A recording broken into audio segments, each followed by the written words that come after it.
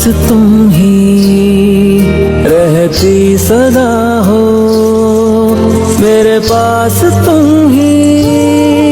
हर रात मेरे आराध्या तुम हो, सिंदूर तुम ही, सौभाग्य तुम हो। क्षण भर भी तुमसे दूर हो जाऊं, समय न बीते। আমি জানি সেটা এটা তুমি। আমাকে চিনতে পেরেও নিজেকে কি করে আটকে রেখেছেন আপনি?